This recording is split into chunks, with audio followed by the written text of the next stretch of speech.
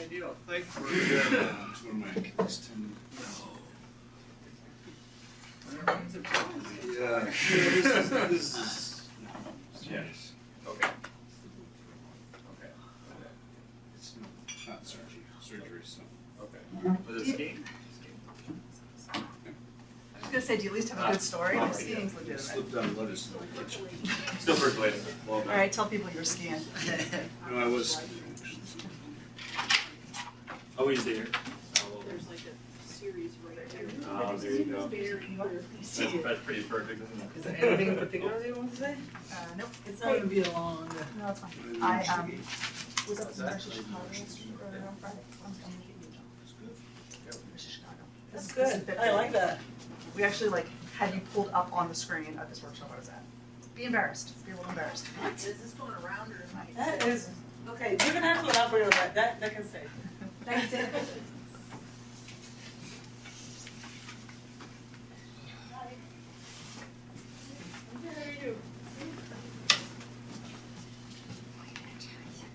Do you introduce me to Austin Carson? Or that was somebody else? Somebody else. Who's Austin Carson? He's a guy who moved to Chicago, but I think there's somebody else introduced him. Oh, no, when we were talking, I don't know what we were talking about. But we were talking about transitional justice in Athens. And the complaint was that there weren't, because I was with Monica who's a student of Elster's. Okay, yeah, of course. On this, right? And then we just got to talking about everybody, and she was complaining that in the comparative search this year, there weren't any really interesting people with interesting things. No comparative search. They had a comparative search. Unlikely. They had a comparative IR search. Well, anyway, maybe it was last year. Okay. Last year. And then I said, you know who's doing interesting stuff? Right. And I pitched it to her. It's fascinating. So then she actually said, you do the name, you see whatever. I was like, well, here's the name, not ready yet. It can go next year. Thank you. But it was fun because it was totally. So is this person in political science? Yeah, she's an associate professor in political science. I love that. She does comparative politics and parties and stuff. She's got a big project on menstruation and purging. So she does. She has. She's got this big ass grant. She's putting together this new data set that looks at what she calls the procedural backsliding. So when transitional justice legislation moves forward, and then when it moves back, when it's struck down by the courts or something like that. Yeah. And she's mapping it all out. So it's a big data project. But she had me out to talk about data collection with her and her buddies and code reliability stuff, those sorts of things. And then, so that was the big thing. Yeah, I don't know. I know much people. A great workshop. You don't know what we should have all all of our workshops like this. It was followed by this fantastic Italian dinner, and then we all went to improv comedy, as part of the workshop. It was so much fun. Oh my Such God. a great. That's Me too. That's something. Yeah. I know. But in Chicago, you can do that for $20 a ticket. Right? Along with 90% expense. That's awesome. Good. Well, I'm glad you had. It sounds like you had a lot of fun. It was fun. It's the right combination of really intellectually interesting and also just fun. Do you know anyone else in the political science? So I know there's Austin. I actually want to have you. Trying to make sense of that figure over there. Yeah, I saw that too. He's got a new book. You're past that stage. It's intelligence. What, making sense of that? Yeah. Different institutions. Well, at least I am. And the chapter that he had me talking about the chapter he's running on the ICTR and the ICTR law.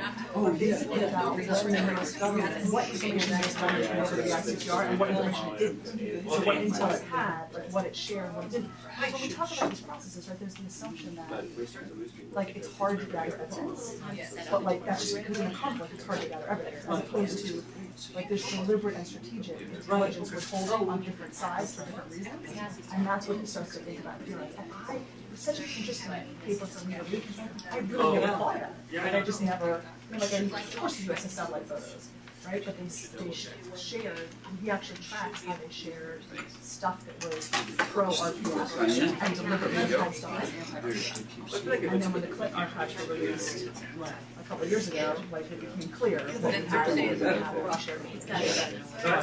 Wow, that's awesome. It's got another chapter on the WTO and another chapter on something else. But yeah, Send it back. intelligence. Okay. So, but it would be fun to have come talk, right? Because he would have given some that's law great. people, he would have some design people. Yeah, no, that's great. Well, that's everything. 12 o'clock, time to start. This is a full house. I am very happy to see it. And I'm also honored to be introducing my dear friend and wonderful colleague, Cyanne Loyle from the Political Science Department here in Bloomington. Cyanne is, as some of you may know, not everyone may know, the new interim director of our impossible to pronounce program in political, economic, legal institutions and organizations, and she has sort of like a hit the ground running to help us build this program and find a permanent director. And it has been for the past few weeks a real pleasure to work with Cyanne.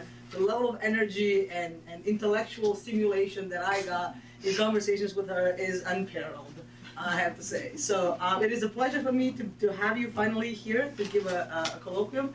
And the rules, 5 minutes to sort of like contextualize or explain whatever you want about the paper, and then I will be keeping queue for questions and answers for the rest of our hour. Thank you. Welcome. Thank you very much. I'll take 2 minutes in advance of the 5 to just pitch the Pelio program a little bit. So we are up and running. We have a website. We have 2 working groups that you should be seeing more information about shortly. We're going to have a working group on non-state actor governance in institutions, non-state actors broadly defined, governance in institutions broadly defined, but look for information on that. And our second working group is going to look at what I'm calling ungoverned spaces, particularly with a legal focus, thinking about areas in which law and practice have not been as well developed. But those informations on that will be forthcoming, and so keep a lookout for that. I want to thank you so much for coming to comment on and be part of the rough draft of this project. I want to give you a little bit of background on the genesis of the project, because my background is not actually in rebel governance, it's in government governance. And so I've done a lot of work on what I call during conflict justice institutions. So these are institutions that look very similar to what we would call transitional justice processes. So things like human rights trials, truth commissions, reparations programs, but rather that are implemented by governments while conflict is ongoing. So my previous hat was looking at transitional justice, and we started when we were doing a data set of transitional justice to find all of these processes that were happening while conflict was ongoing. And so I began to catalog these, but then also think that likely the strategic rationale for using these processes during conflict probably differed a little bit than the rationale we would expect for these processes following conflict. So when we think about things like democratization, reconciliation, institution building, these are goals that we would attribute to post-conflict processes. Does it still make sense to attribute them to during conflict processes? Well, in some research that I've done on during conflict justice, the answer to that is no, they're not achieving the same things, and they're probably not implemented to achieve the same things. So I have a project that looks on conflict reoccurrence and kind of fleshes out the strategic rationale of governments using these processes, and I find that they use either a coercive strategy, so a strategy in which they're trying to demonstrate state strength to their challenges, or a more conciliatory strategy, a strategy where they're trying to remove rebels or would-be rebels from the kind of mobilization field. This project actually came about last year. I was doing a fellowship at the U.S. Holocaust Memorial Museum and got to talking to some people who were really interested in issues of rebel governance. So how rebel groups and non-state actor groups were governing themselves, what they were doing. And I didn't have a lot of data on that, but I had some data on when rebel groups use these same types of judicial or quasi-judicial processes. Because in the collection of my during conflict justice data set, there's about 200 processes that were instituted not by governments but by rebel groups, taking on the exact same institutional forms. So human rights trials, truth commissions, reparations agreements, amnesty processes. And in some ways, this is even more of a puzzle than why governments would use them. Right? So why would a rebel group that's already expending resources just trying to win the war bother to take the time to do these things? Right? And so I've been working with a colleague over at the University of Maryland at CIDCM, which is even harder to remember than Pelio, the Center for International Development and Conflict Management. We have an NSF workshop grant, and we're going to bring a bunch of people across sociology, anthropology, and political science together in a couple of weeks to talk about these issues of rebel governance, and I'm going to talk specifically about judicial and quasi-judicial processes during conflict. So this is the first cut of that paper that's going to be presented at that workshop. I'm presenting it 3 more times this semester, so please feel free, as this is the first cut, to offer me as much feedback and comments and additional information that you'd like. To motivate the discussion, for those of you who didn't have time to dig into the paper, or for those of you who are a little bit unclear, I do want to be clear that when I say things like justice or judicial processes or quasi-judicial processes, I mean something different than the lawyers in the room think I mean. And that is that I don't presuppose that rule of law is being followed here, that there's any actual justice that rebel groups are trying to attain. Matter of fact, if you look at some of the motivating examples in the paper, in particular the UNITA case is one of my favorites, the Truth Commission that UNITA set up was absolutely designed as a proxy mechanism to help Savimbi oust one of his opponents. But I think for me the interesting part is, why not just shoot your opponent, right? Why not just oust your opponent? Why bother putting together this institution, this structure? There were actual commissioners that sat on this Truth Commission that went about the process of gathering information, that put together a report, and that publicly released that report to the press. So why do that if you really could just kill somebody, which arguably at that time, the height of his political career, Savimbi could have easily done, right? So with that, I'm opening up for questions, and I welcome your feedback. Great, thank you. I don't have any glasses, so I have no idea what's going on. Yes, please. So what struck me while reading this, Can some of you introduce yourself? Because I don't know everybody. Sorry, I should have. I'm Nick Snow. I'm in the economics department. This was a really cool project, and what kind of struck me is the similarities to the public choice literature in the 1970s, particularly Gordon Tulloch's stuff on revolution, the paradox of revolution, where it's a collective action problem where the benefits are low, it's easy to free ride. And so his answer was rent seeking, basically.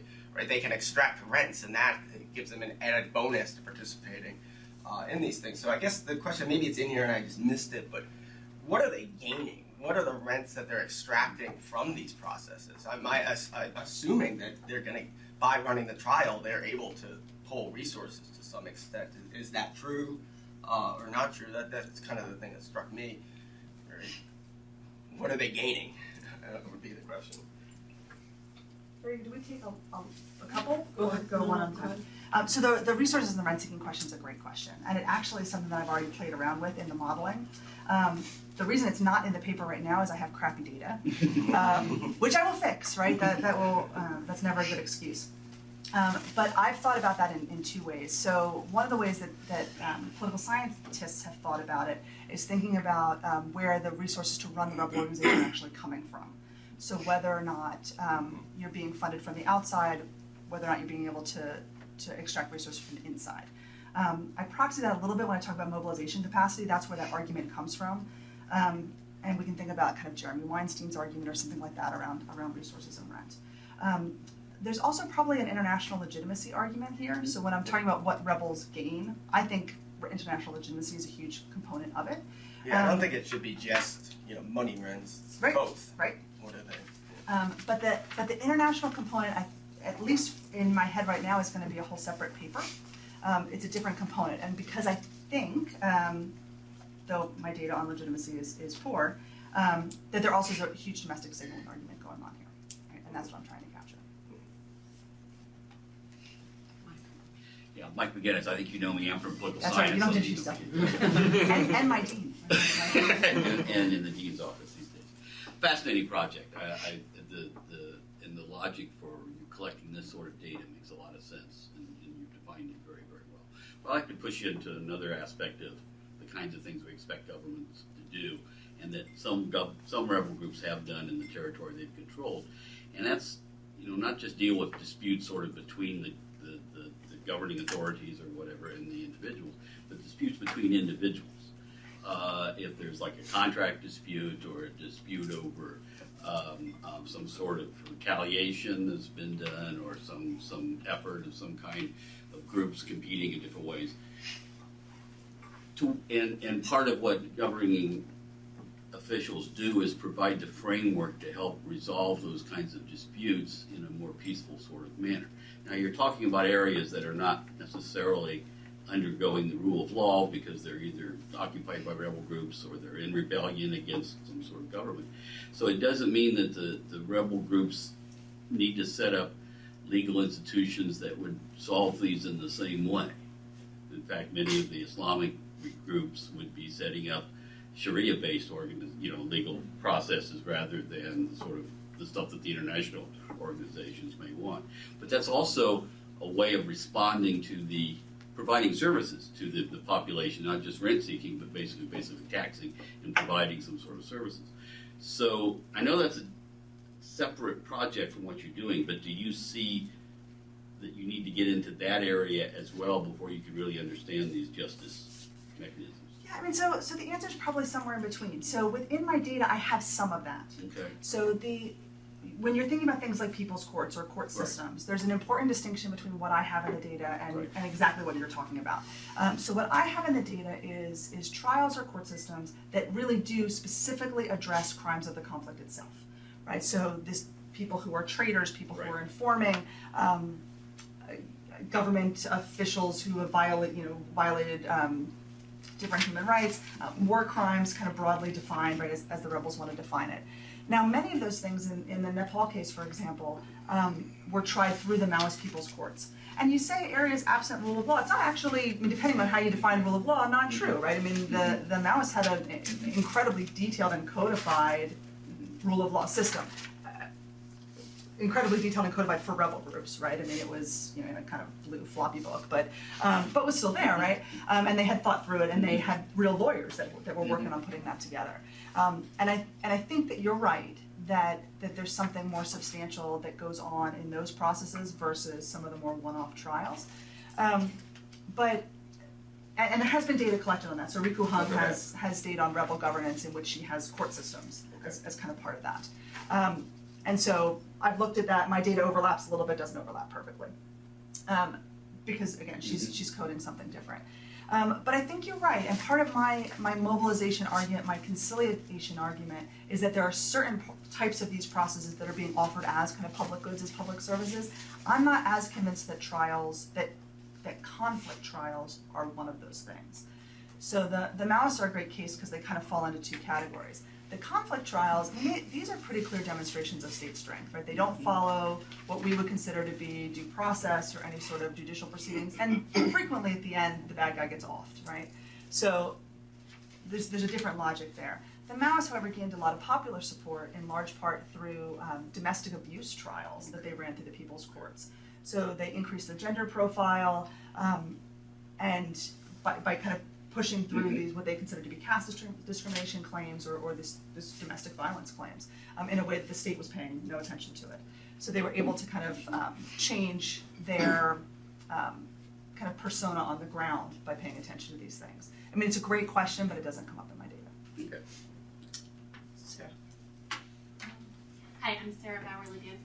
I'm an assistant professor in international studies. And I use science, so it's mostly for the room. So I had a few questions. One is related to theory, and then I have a few questions that are related to methods. Sure.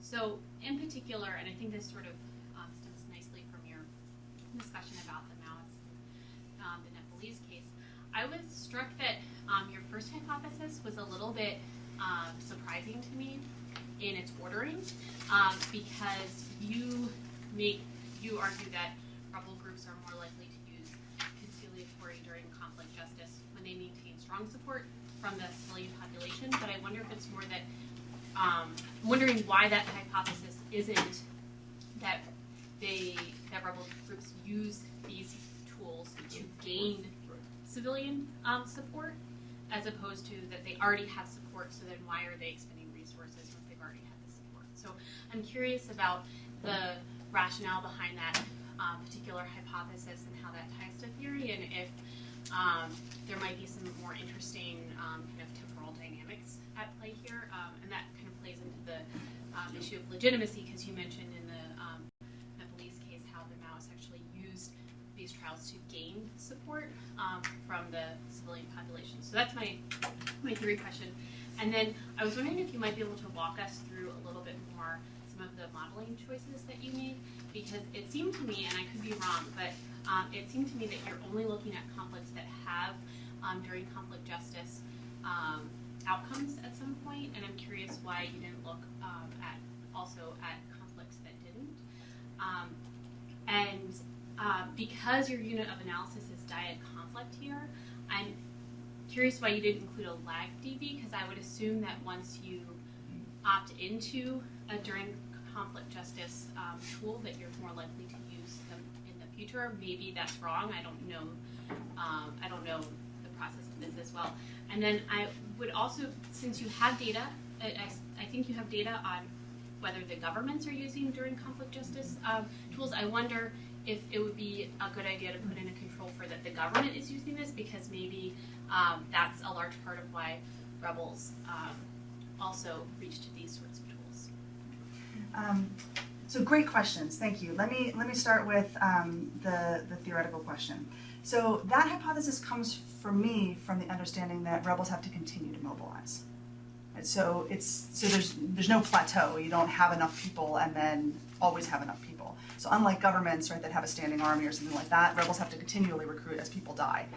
So my argument would be that once they have a positive view from the population, are able to gain support, they want to continue to do things that mobilize that. But I'll think a little bit about the ordering. The modeling questions are all fabulous questions. I'm a little bit less concerned about those at this point because Sam will tell you we're having some data problems, but we're fixing that. I think in the end what I'm going to end up doing is a Hexman two-stage model, because so what's in the paper, one of the analysis has both non-DCJ conflicts and then DCJ conflicts, right? So they're both in there. I think that there's likely a different process going on in the decision to select a DCJ versus the choice between the two DCJs. The during conflict justice data set's a fascinating and fabulous data set, if I do say so myself. But one of the problems with it is that it's actually a process conflict year data set. So each process, whether or not there can be multiple processes per year and multiple processes per conflict. And so collapsing that down is difficult because you lose a lot of the variation. So it's possible to have multiple trials in a given year or multiple different types of processes in a given year. So sorting through how to collapse it to end up with a dyad year data set has been difficult. And so we're working on that. We've even played with going all the way down to just a dyad conflict data set. But then you really end up dummying up, right, a lot of the interesting variation in the DCJ processes. So anyway, I think the final version will end up being a Heckman two-stage model. The lag DV is a really interesting question. I hadn't thought about that because those patterns aren't as obvious as you would think they are.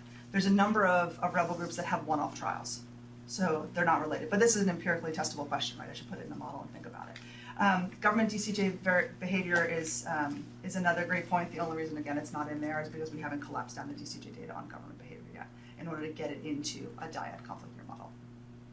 So thanks. Jess has an eyebrow. I'll take the eyebrow. Let's hear it. Can you, I guess, so that led me to wonder what exactly is a process. So, right, you've got the conflict dyad process here. And it strikes me that a single act of reparation is really different than a single act of a trial, than a single act. The purges is a separate one that I'm actually really curious about why that's part of justice, but more generally, I am curious now as to how you define the start and end of a process. How many, right, to me, if you actually have an ongoing process that is meant to provide the kind of support that you're talking about, it is not a single ruling or a single whatever, right? It's you demonstrate that you have some level of impartiality or some capacity to command these outcomes through these processes, and a one-off seems problematic. So how would you define the process? So I'm gonna black box your impartiality comment because I don't know that there's any impartiality. Okay. Right. Well, I guess that would be the public good. That'd be a public good version of this, right? Right. But Right. Fair enough. Yeah. So in the extensive coding protocol, right, each process has its own kind of way in which we would code a start or an end of the process. We've got start dates and end dates for the process. So in a time series model, which would be the best case scenario, but we're not going to get there, I don't think, we can actually run it over multiple years, right? If something was going over multiple years, a truth commission, for example, lasting 2 years. What I have in the data right now is the start of an event. And it varies a little bit, right? An amnesty process would be a formal offer of amnesty, right? So some sort of formal declaration in which that process was put in place. For reparations, the same thing, right? It would be a formal, so either a payment or a formal declaration of what a payment structure would look like. It's a great point, right? So something like reparations gets a little bit sticky because, or something like amnesty actually is a better one to pick on, gets a little bit sticky because the rebel group, it's better with governments, the rebel groups, but the rebel groups could credibly offer amnesty and nobody could accept it, right? So what I'm coding is the rebel group initiation and offer of these processes. With trials, it's a little bit different, and that's why it's modeled a little bit differently. Trials are modeled a little bit differently, and that is individual events, right? So individual trials are coded. I collapse them down and just have years in which trials are taking place. So we could come up with a count variable, but then the DCJ trial variable is through the roof because those cluster, right? In years that you're having trials, you can have 2, 3, 4 trials. So it's not a count. Okay, so that's dichotomous. Is that what you said? Sorry. Right. That one is dichotomous. Okay. Okay, it just helps. I was thinking through Sarah's question. Well, I mean, so the time series is the perfect way to do it, right? So this would be the gold standard and what I'd be really excited about doing. Because if we could actually look at these dynamics and how they change, particularly things like mobilization dynamics, that would be really interesting. If we could look at things like change, so the closest I'm gonna get is changes in battle deaths, and then mapping that on. But in order to get the rebel group information, what I'm using is the non-state actor data by Cunningham and Gleditch, which is notoriously flawed for the fact that it doesn't vary very much. Right, and so it's not even though it's annual data, it's not varying over the course of the years in the data set, and so you don't get any traction by doing a time series, right?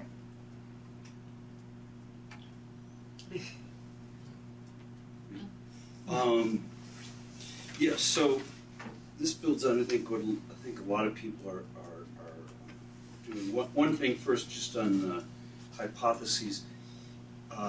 So the military capacity seems to me that the stronger you are, the more you really want to gain legitimacy.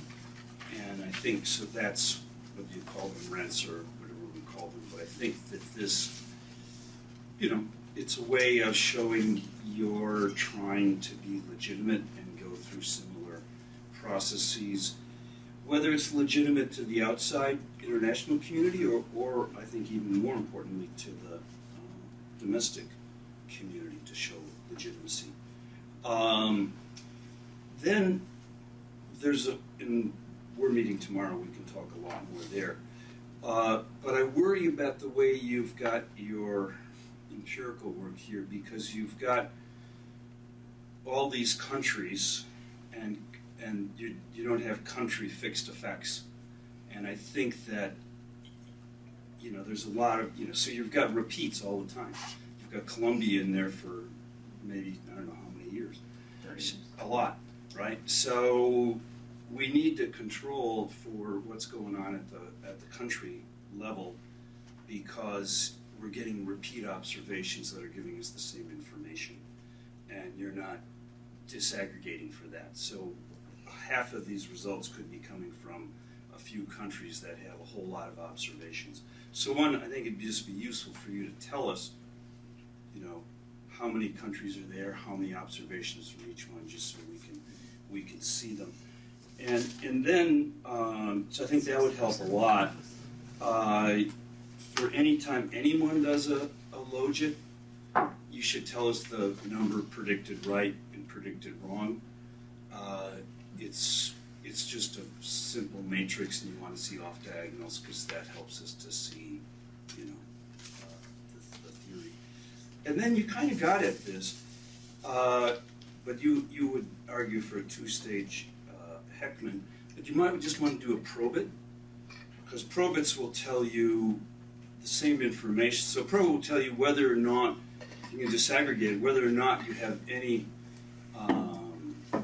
justice DCJ at all, and then if so, which ones do you pick? So it'll allow you to disaggregate across that. So it would basically, I think it'd be what Sarah was kind of suggesting. But maybe a two-stage Heckman is kind of the same thing. Then the other thing is, you said the gold standard is always a time series. So here I'd suggest just do a case study. Do an anecdotal case study of your favorite country. Might be a little bit more scientific than that. That's science. In other words, or to pick, Colombia, pick something from Asia, pick whatever you want. But I think quantitative and qualitative work, it should be complements, not substitutes. So here, you know a lot, and so you give us this quantitative thing, but I think it would flesh it out, because you said time series. My beef about cross-section is most of these are time series phenomena. These people have been in this process of conflict for quite a long time.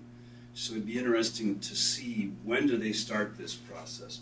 It's not on day one when you go into a conflict, it's some period into this. So I think a case study, selected case studies would help flesh out these points, and then I think it'd be a really great complement to what I think is a really great data set. So I'm not suggesting you get rid of the data.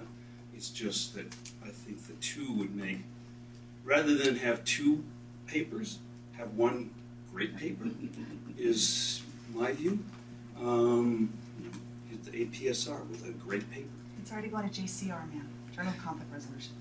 Well, Special you can feature. choose, but I'm committed to a special feature. This is a done deal. Yeah. But anyways. Thanks. I'm gonna go while oh, Jess, go ahead. Well, I was a little bit on this point. Do you think there's anything theoretically interesting of when, and this might you might learn this from a sort of time series of or a case study of a particular country, when countries decide to do both and under what conditions? So, you've got sort of hypotheses about each one, and then whether they do anything at all. So you've got sort of either one at one point, and then you've got or. You don't have and. And I'm curious, because if your argument is that they're doing two different things, right, or if they're kind of serving different kinds of purposes, I'd be really curious what kinds of groups under what kinds of conditions feel like they will, that it is worth the investment to do both of these kinds of processes. When can they? Is it a group-specific kind of thing, or is it not? I mean, you get at that a little bit with the ideology, but I just be curious. It seems like it'd be a different logic a little bit to do both of those things. There's not a lot of cases that do it. So I would have to. So I will dig into those cases a little bit more to kind of help with the generation of theory, because there's no obvious hypothesis that comes from it. They actually are pretty separate processes. So there are groups that use trials and then groups that don't. And I throw purges in there. We can argue about that later, or argue about it right now. But it would be a cool point to just elaborate on. But there are some cases that do it, right? So it's worth digging into those as well. Yeah. Is it on this point? No, I'm just wondering back in the queue. So this is sort of like a riff on what Sarah mentioned at some point about what is going on the side of the government. You've got this really comprehensive data set. What are the 1,800 observations on the side of the government that you have?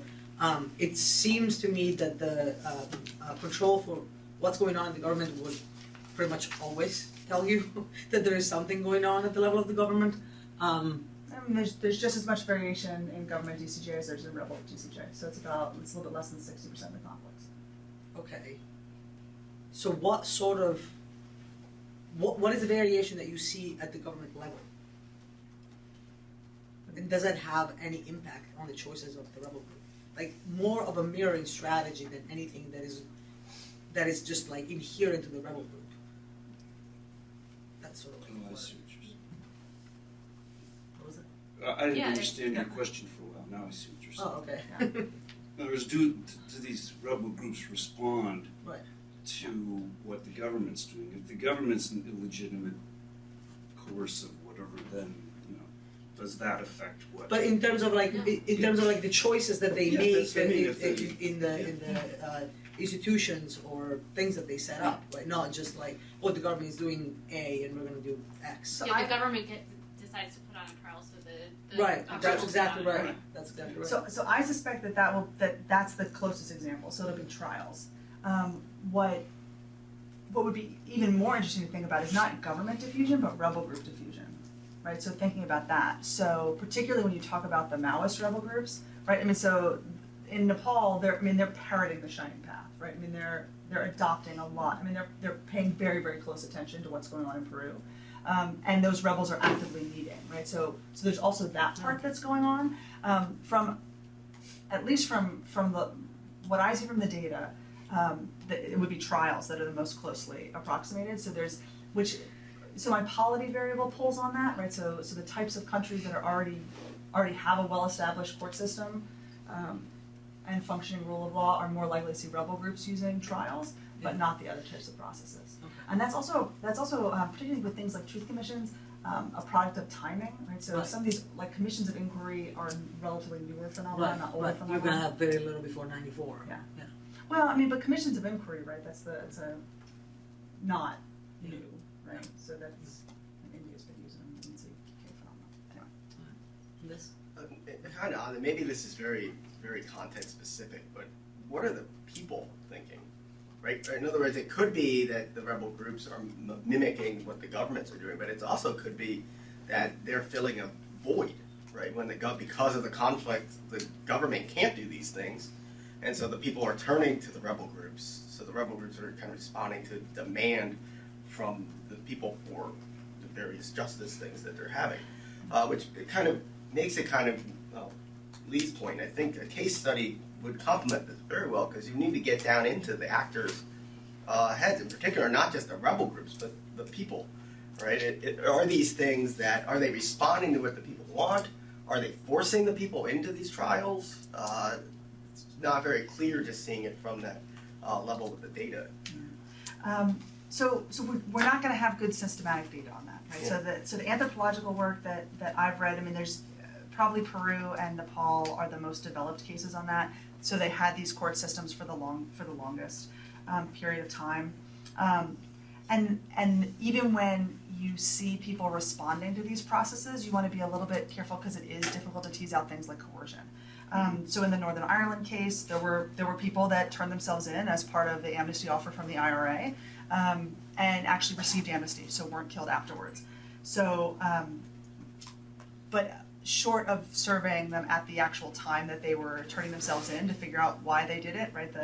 I think it would be difficult to really get at that. But in a single case study, particularly some case that's been well researched, like Nepal, I think that we'd be able to get at that. But yeah, I mean, so I can figure out their behavior. I can't figure out what they're thinking. Mm-hmm. Right. Okay. Yeah, so just in terms of, what's your kind of, the data, you've coded it, what's your gut feeling about some of the results?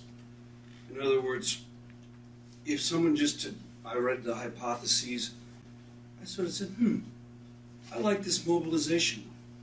I actually do. I found, and we're more likely to buy results when our gut tells us this sort of makes sense. And yet, the econometric results don't support that, except in one case. So is it just because you've got to hope, again, is it because it's badly tested with these country effects that I have? So when you go into explaining the results, you don't do any of this. You just give us the results and say this supports this, it doesn't support that. But what's your gut tell you? Yeah, my gut tells me that in the next 3 versions of this, when I model it better, right, that the results are going to be a little bit different. Yeah. I do buy my argument, if I do say so myself. Yeah, I like to. And in particular, we haven't talked about it yet, but the grouping of trials and purges, this idea of a state strength argument, I actually find pretty compelling. Yeah. And this plays out in my other work, right? So in my government work, I see the same thing. But the ways in which these processes are really pretty good at demonstrating a rebel group's ability to identify the bad guy, to remove them from the playing field, to punish them accordingly in some way, which is not the way we traditionally think about trials, right? We tend to think of them a little bit more positively than that. But it's a way in which the state, right, or in this case the rebel group, is able to demonstrate that. And I think that, at least from what I know about rebel mobilization literature, is that you're more likely to use that hardline approach as you're, to Sarah's point, as you're losing mobilization or where you're at low levels of mobilization, right? You're trying to kind of change that dynamic. This paper or the next paper, right, the outcome is then equally interesting to me, right? So whether it is effective at changing that, that's what I'm not modeling here. But But yeah, I mean, I think this is what's at play. There's some other interesting control variables that I'd like to put in the model at some point too. One of the things that I find has a lot of effect is duration. So rebel groups that are just around longer are more likely to use these processes. The same thing with polity, right? So rebel groups that are operating in a democracy. And so that will come into other versions of this too. You know, and the same with the secessionist variable. I found that a nice variable that made intuitive sense to me. And again, that one doesn't get any support. Is it just because you've got too few observations? No, but that one I actually buy that result, right? And that's because I don't know that the motivations behind those groups are as radically different as the rebel governance and government literature would let us believe. Because I think that you're trying to signal to the population that you're controlling, which is an independent signal about whether or not you're signaling to the international community that you would be a viable ruler of this territory. Right? So when secessionist groups set up more elaborate governing structures, so building of infrastructure and things like that, I mean, part of that's a domestic signal, but it's also a signal to the international community, right? You should recognize us as our own state because we're able to do all these things. I'm not sure that the offerings of amnesty or reparations programs is doing the same thing as some of these other more kind of critical or more substantial governance projects that secessionist rebel groups would be using. Yeah. So, I mean, I think fleshing all this out that you're doing here would really help us because, your priors going into it, I think, matter. I mean, you know the literature, and you're giving us now a lot more than what's in here, I think. Where here you're just saying, here's the hypothesis, and I'm reading Grant's biography right now by Chernow. So, the U.S. South had an elaborate system of governance as a rebel group. Rebel group? No, they weren't a rebel group. Sorry, Jimmy. But I was just, that was kind of. Great, thank you. I have no one on the. I'll Yes, Sarah, so, go ahead. if you don't, I apologize if this is getting a little bit more into the weeds, but Sure. you had mentioned a few times in responses that part of the issue with the data is that you have the trial data, and so there are 21 cases in your data where there are more than one trial a year, and so you feel like that's collapsing a lot of information, and that's also making it hard to run. That would make it hard to have a lag dependent variable, or also that it would be hard to then take the data from on the government side and put it in because it wouldn't just be the 0 or 1. Is that a correct way of? Not exactly. So okay. I'm sorry, go ahead. No, finish. So I guess I just want to talk through a little bit more why this is so problematic, because I don't think it's as problematic as I thought I heard you say it was. To maybe think about kind of the modeling in future iterations of the paper. So the collapsing is it depends on what the final model looks like that the collapsing is a problem. So if we're thinking about something like time series, because I have start dates and end dates for individual processes, I have start dates and end dates for individual trials. So we'd have to come up with some sort of way to think about how we wanted to code the start date and end date of trials, so we started to collapse them all in on each other. And then particularly when it comes to kind of government reparations, or government processes, there's some real interesting variation in who the processes target and what they look like. If you collapse that all down, you lose that variation. So it doesn't really matter. It depends on which process I'm interested in, but then I would cut processes accordingly. Right? So, and I know there's no problem with doing a lag-dependent variable in the collapsing, right? So that's not what worries me. We just lose variation as we do it, right? We're going to squish it down. But do you have a theoretical reason to expect that there's something interesting about how long a trial lasts? Well, but this is going back to Jess's point. So if we wanted to actually map out how the process evolved over time, then that would be interesting, right? So we could, so if an amnesty offer extended for 2 weeks versus it extended for 2 years, we could look at different variations in mobilization patterns or something like that. The problem is, right, I don't have variation in mobilization pattern data, right? There's no variation in that variable. The closest thing that we could map onto kind of changing conflict patterns would be something like battle deaths. So there's annual variation in battle deaths, which has been used as a pretty good proxy for rebel strength, right, or just rebel fighting. It's not great, but it would be something. And the reason I haven't gone in that direction is because it's theoretically pretty far afield from what I'm arguing. Right? So the rebel group's ability to kill people isn't the same thing as their ability to mobilize. Yes. So looking at you said that there weren't any instances, or there were very, sorry, you didn't say that. You said there were very few instances in which there were both coercive and conciliatory TCJs. Is that grouping you're doing? Okay. So my question is then, when you were like coding and looking through the data, are there patterns about, like, do those patterns emerge on their own? In which some groups tend towards, like one group has done a variety of different kinds of DCJs, but they all happen to be coercive. Whereas this group has done a variety of different conciliatory, but they all are process, right? Whereas another, right, you said they group this way, but in some ways that's artificial, right? Because, well, theoretically, we expect there to be sort of something inherently different between conciliatory and coercive ones.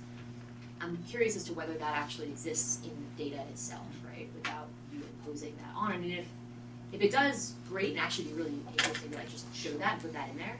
And if it doesn't, I'd just be really, I think you'd have to do a little bit more work to explain to everyone why we should buy this grouping. But it might also reveal some really interesting, either within group trends or sort of clumping of types and processes.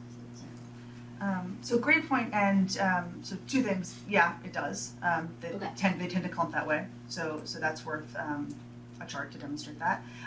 The other thing that's interesting is I run the same model on all the processes separately, and theoretically the results clump, right? Okay. So the processes motivating trials and purges are similar to the process, are similar to each other, and the same thing for the conciliatory processes. Awesome. Cool. So like one so step. that's like a solid robustness check, right? Awesome. Yeah, like an early step in the paper that's like, yes, there's theoretical reason for doing this, but also like we actually observe this would be, I think, really helpful.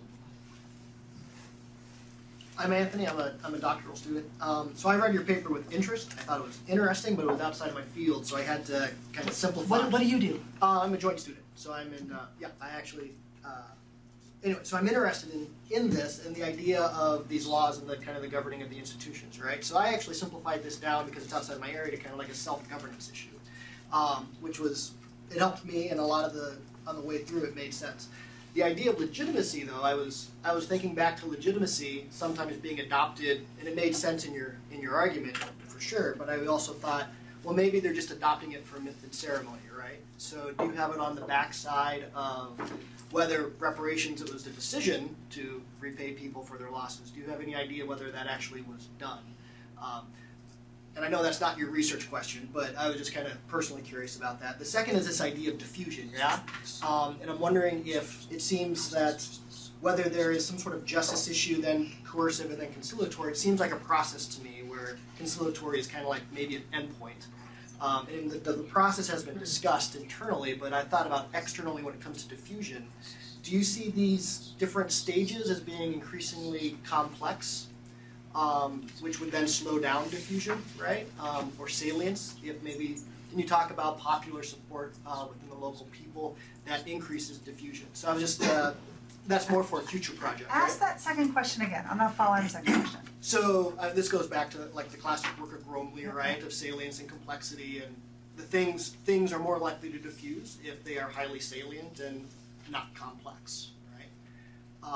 So I'm wondering if something like the conciliatory measures, trials, are more complex than truth commissions, in which case they would diffuse more slowly. I'm wondering if that's the case. So whether they would not, so I was previously talking about diffusion across rebel groups, but you're talking about diffusion within the population. No, I'm also talking about it across rebel groups, or even from government, right? And it's not for this paper, but maybe a future project, if you look at these as varying levels of complexity as well. Let me go in reverse order. So it's a really interesting question. And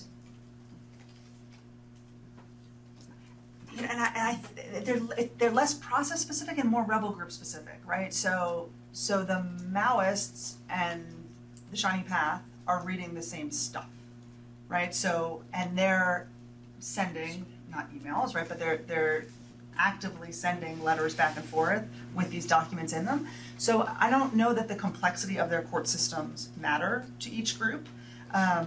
They're already in a network in which they're ideologically sharing this information. So it may be less of a diffusion argument, more of a networking argument, right? So how they're actually doing that. And the complexity part of it, right? So the actual structure of the processes is not what's diffusing at all, right? So it's more or less the concept roughly defined, right? That is diffusing. So I'll think about that. The first thing to test is whether or not diffusion is even a thing, right? So I don't know that it's the case, and it's really just across the Maoist groups, right? The leftist groups that you see this idea sharing quite as strongly, but I want to be careful not to buy into that narrative because that's a pretty pervasive narrative in the governance literature, and I don't necessarily know that it's true, because I think plenty of other rebel groups are paying attention to plenty of other rebel groups, right? Particularly in the last 20 years where everybody's got their own website and is actively sharing information about what they're doing. Implementation versus adoption is a great question. So I will tell you that 90% of the DCJs in the data set, I have evidence that they were adopted. So that some sort of payment was made, that some sort of amnesty was given. I code both of them differently, right? So I code implementation, which is kind of the start date, and then I code evidence of adoption. You could run a version of the model in which you dropped cases in which you didn't have any evidence that they were officially adopted. With rebel groups, that number gets a little bit stronger. So there's 80% of the cases I have evidence of adoption, not 90, just a little shy of 80. But I worry there about things like data availability, right? So the rebel groups are reporting that they're going to offer amnesty. The government's not trying. Media sources are not actively trying to figure out whether people accepted this rebel group's amnesty offer. So a lot of the implementation evidence we get is actually from rebel groups making these public declarations, right, to the international media or something like that. I think that's potentially a problem. Except I'm less concerned about adoption than I am about the signaling around the process, right? That to me is the interesting part. But yeah, so we could do two things, right? As a robustness check, I could drop the non-adopted cases and see if that makes a difference.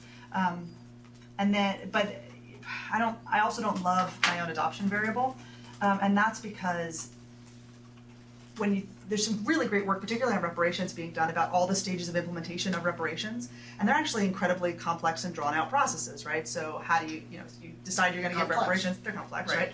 You decide you're going to give reparations. You figure out who's going to be eligible for those reparations. Then people usually have to bring some sort of evidence that they're eligible. Then they get a payout later, right? So there's these multiple stages. So evidence that a single reparations payment was made doesn't tell you a ton about how that process unfolded, if reparations payments will continue to be paid, et cetera. And even the same thing with amnesty, right? So people can accept amnesty offers, and then you have no media hits in the future that anybody actually got killed later. But I don't know that, right? They didn't eventually get killed later. The government's great with this, right? So they'll give an amnesty offer, they'll put everybody's name in a book, you'll get amnesty for a couple of years, and then they'll decide, just kidding, right? And they'll go back and round up everybody they previously gave amnesty to, right? I have more evidence on that on the government side than the rebel side. I don't think the rebels are doing a good enough. Most rebel groups are not doing a good enough job of tracking all these people, right? Like the government would be doing. But yeah, something to think about, and certainly a lame answer would be it's a good robustness check. Dean. Yeah, I have a question actually from Gustavo Torres, who's watching in from Argentina. He asked, do you have any plan to deal with potential indigeneity problems? And then he follows that with, one alternative strategy would be to see how the quantity and composition of the DCG change when rebel groups are shocked by, say, some foreign domestic intervention. So all your X variables are all choices by the groups. That's the concern.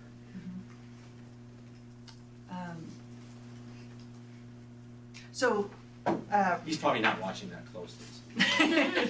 No, I'm just trying. I'm trying to think about what some interesting shocks would be. Right? Yeah. So shocks could be. Contemporary shocks could be anything as fun as ratifying the ICC, to changes in battle deaths or something like that. So increasing international support for government actors. I haven't thought about that, but it's worth thinking about. And I've got plenty of indigeneity plans, right? So I'm thinking about that, particularly in terms of matching. So it's what I did in a previous paper. It was a relatively effective strategy for doing that. And that's at least what I plan to do. So it's a good point, but it's in the next phase for me. But I can't think about, anybody have any other good ideas of external shocks that I should be thinking about? So, Well, yeah, a lot of these are small commodity-based countries. Yeah. so actual economic shocks. Commodity price, huge hits can affect them a lot. Some of these are involved with drugs that can affect them. But, you know, in the case of Peru, commodity prices matter a lot. Lots of times in Africa, commodity prices are big hits for livelihoods of people. So, commodity shocks would be international markets. So I think that'd be one that you could readily measure if you wanted to do that. It also makes me think of the work about rain-fed crop shocks and rebel recruitment. That might get you a little bit, I mean, in that direction. I have to think about the sort of theoretical relationship. You know, droughts are exogenous to these folks. Things like that, weather shocks. If you're, you know, those are kind of traditional, Right, I mean, traditional things that people have used in the literature. Except that what Jess is saying is that the emerging literature on that suggests that it impacts rebel recruitment, right? So it wouldn't be completely exogenous to the It wouldn't process. be completely exogenous, but it might be a driver, particularly if you're mobilizing Yeah. point, right? Yeah. Like it could help you separate out which, particularly the direction of that hypothesis, but also more generally Right. thinking about opportunity costs of fighting, about right, and whether rebels have to work harder through these processes to get people or not.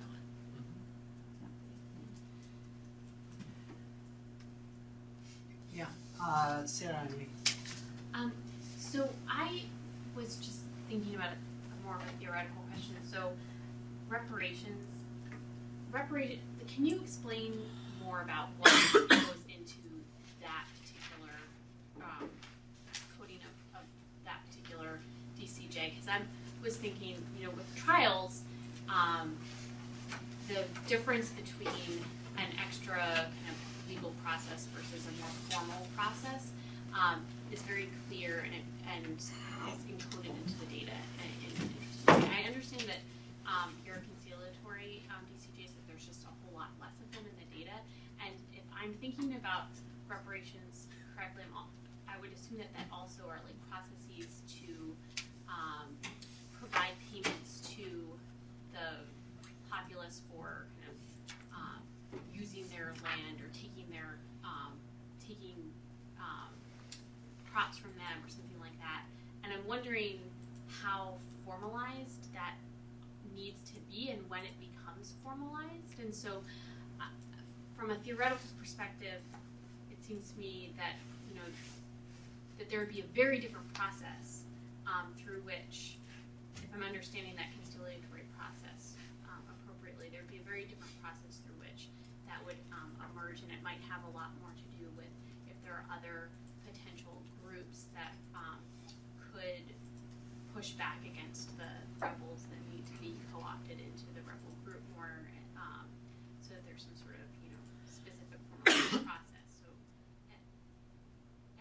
am I getting that correctly? So that's actually the third most common form of reparation. So the first two most common forms of reparations are there's a number of rebel groups that actually pay you if the government does something wrong to you, right? So they'll actually compensate for government appropriation of land, not for rebel group appropriation of land. So it's much more of a direct kind of buying off payment. The other reparations that's quite common is like war widow reparations or something like that. So actually to pay to members of the rebel group if somebody was killed. And this is a pretty clear mobilization strategy, right? So school fees and housing costs and things like that. And then the third most common would be for things that the rebel groups did.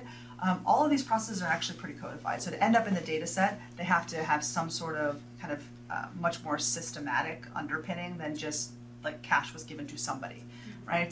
The IRA in Northern Ireland drew up very clear lists, right, of who was eligible and how much they got paid, how often they got paid. They had a pension system that they paid out, and that would fall under reparations category. So it's a little bit more codified, I think, than you're giving it credit for, but I think maybe more not. information about that would be really useful because, as you're explaining, it makes a lot more sense to me as to what it entails.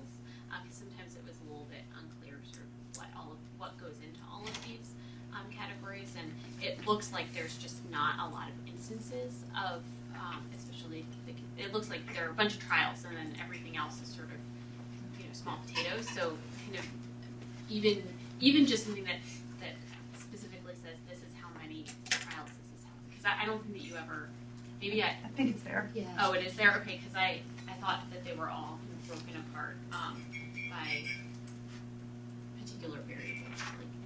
So you have. No, I think when I describe the categories, there should be numbers attached to Okay, them. all right. But they're small numbers. I mean, you're right Yeah. that Yeah, this so- is not a huge. Okay, yes, I see this now. Yeah, so But so I- just more details on that would be Sounds great. Absolutely do that. Yeah, just in looking at the leftist groups and coercive measures and purges, and the master of purges was Stalin and Mao, and so say the Maoists got it from the Shining Path, Or vice versa, right? I mean, they were talking both directions. Yeah, that's what but it's interesting to see this what we'd call contagion across these groups. But what's the rationale for leftist groups to use more coercive measures? Why? I'm not going to defend that argument, right? I don't buy it. So the argument in the literature is that this is what Mao said we should do, right? So that because it's coming from Maoist doctrine, Guevara talks about this as well, that this is what all leftist groups are doing because they're all reading it. I don't actually, so I don't find a ton of support for all the ideological variables across the processes, and I don't buy that. The only one that comes out from the left is pretty strongly is the coercive.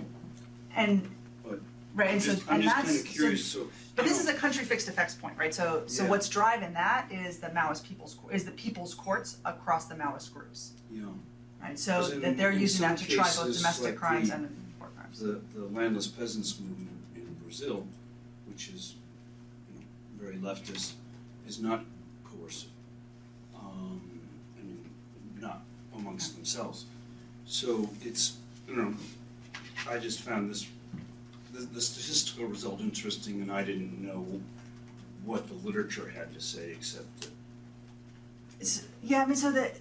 But you're not really buying it. No, I'm not compelled by it because, well, because it really, I haven't read much that says anything other than because they profess the same ideology, they'll then do everything that this ideology says that they should do, right? So leftist groups, because they're reading Mao and Guevara, will do everything that Mao and Guevara says they should do. And that's not particularly compelling for me, right? Good. But Yeah, when I looked at this, I was thinking about real rebel groups I've seen, like right now what's happening in Sudan. All right.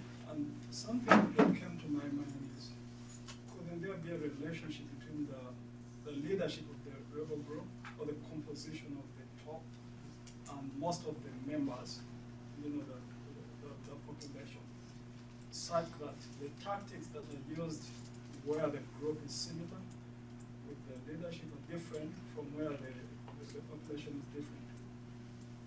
so variation in tactic across. Yeah, for example, when the Nuer in Sudan, when they're fighting in Bentiu, they're going to use different tactics from when they move to Bar.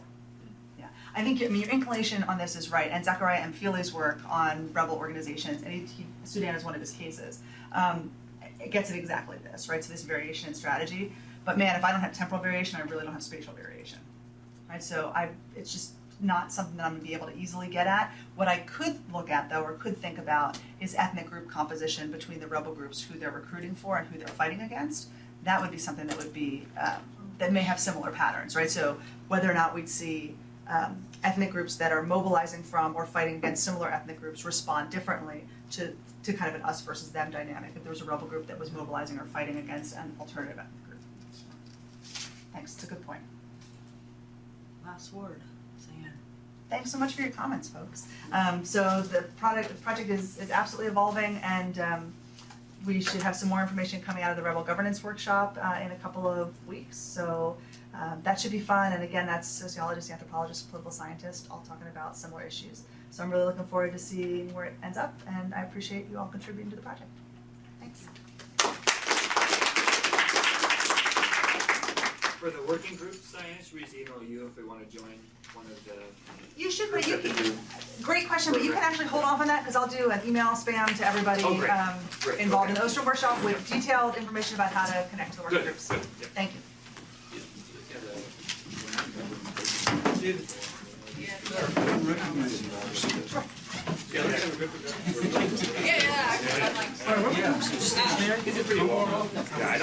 So the tactics of mobilization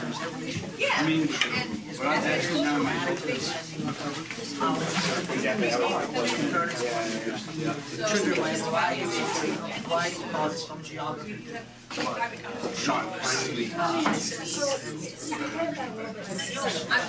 So rebel groups that are seated in the criteria. I've got a variable so I can put it out. It's a good picture, right?